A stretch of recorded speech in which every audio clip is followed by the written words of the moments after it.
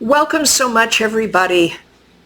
I am so very grateful to you for tuning into my channel. I am so very grateful to you for your comments. And I am grateful to you for the beauty of your individualized presence on the planet today. Each of us brings something unique and beautiful to the table, bar none. Each of us is filled with love light, created out of love light, and so are you. Now, today I want to talk about something that came into my mind, which is that I believe I was born precisely to be here at this point in human history. This point in human history that is filled and has been filled with violence, with all kinds of suffering, and particularly now when it does feel as if everything is ramped up exponentially. And let's just be real. Let's be real about the fact that digital technologies have enabled us, humanity as a whole, to actually know and see what is happening all over the world. Whatever you may think of technology, this is a good thing that it is done for us. Because now, when injustice is done, where there is war and the suffering of war, or genocide, or discrimination, oppression of any kind, it is all out there for all of us to be a witness to it, and then to make a decision as to what kind of action we're going to take. I want to tell you a story about what happened to me in the wake of 9/11. Now, that was 2001. I was actually, 40 years old. I was working as a faculty member and administrator at the University of Virginia. I was actually the director of a teaching technology center where not only did we support the language lab, but we also, and I in particular as a faculty member, supported our faculty colleagues in integrating the new digital technologies into their classrooms, into their teaching. So as a result, we had television being fed directly into the center. And I will always remember walking in at about 9 o'clock in the morning, and some of my staff had already been there because the center opened at 8 a.m. And they said, "Did you see what happened?" And so, of course, I walked into the room where the television was, and there was the reporting about the first twin tower that had been hit by a plane.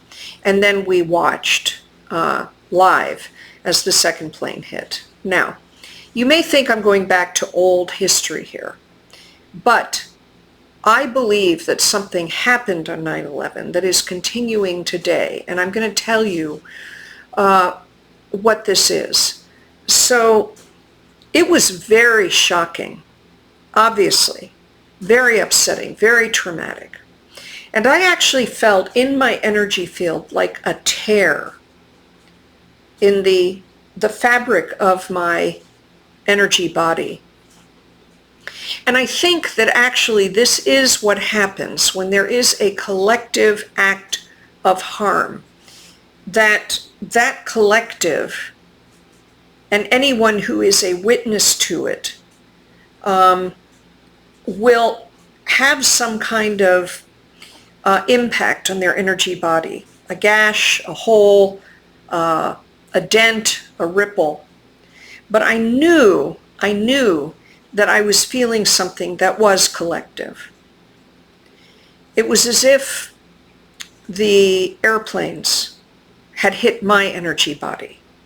Because when the intention is to target a collective with a very powerful, large, violent event like that, it does impact everybody on an energetic level, as well as we know as mental, emotional levels.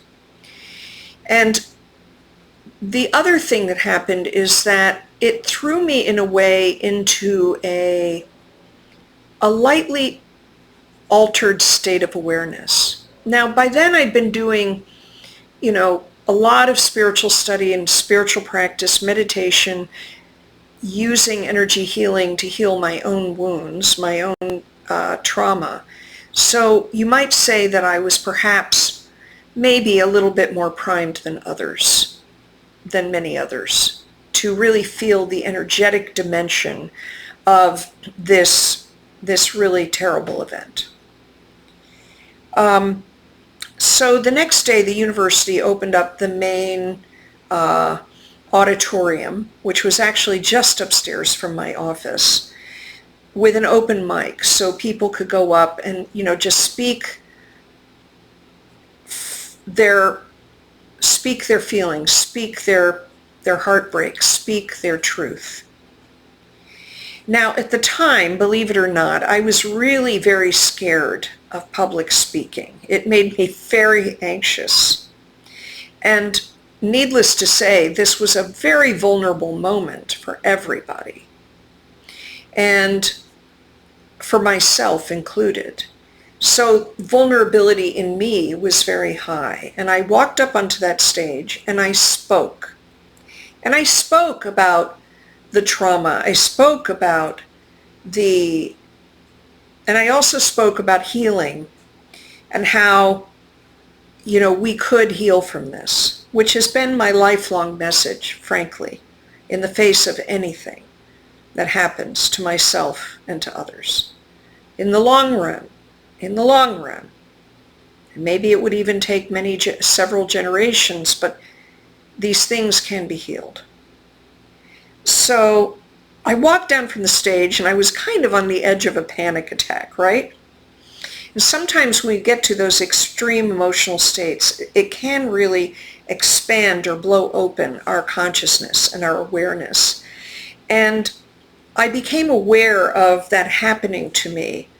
And then I heard these words with my inner hearing, which is just an intuitive, you might say, psychic kind of capability.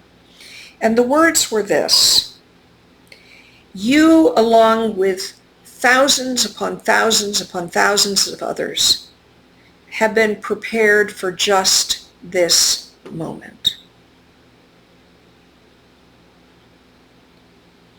Wow. And all of a sudden, everything that I had done up to that point in my life, a lot of which from the time I was even in high school, but from the time I was in high school, college, was very much my life journey in terms of study and intellectual interests, my professional work, as well as my spiritual study, was all very constellated around trying to study and understand the nature of violence, and also to learn the tools of peacemaking.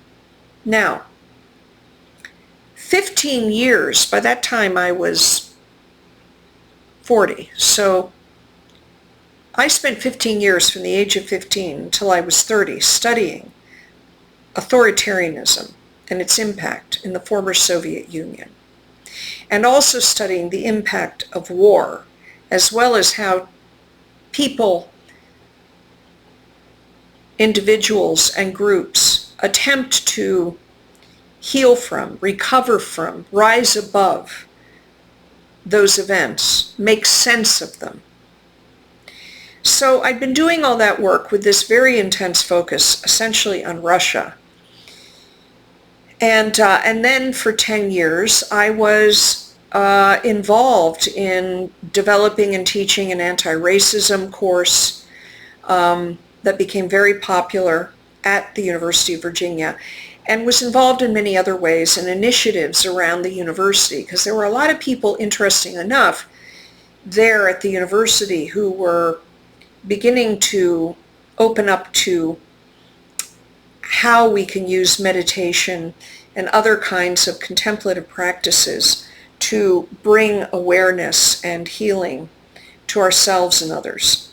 So, and yet at that point in my life, I was in a place of a bit of confusion about my professional career, because I kind of, didn't quite get it yet. You might say I was a little dense, okay? But that was a powerful message for me. And for several days afterwards, I literally felt myself awash in love. Now, this would seem to be in stark contrast to what had just happened in my country. How could I be filled with love?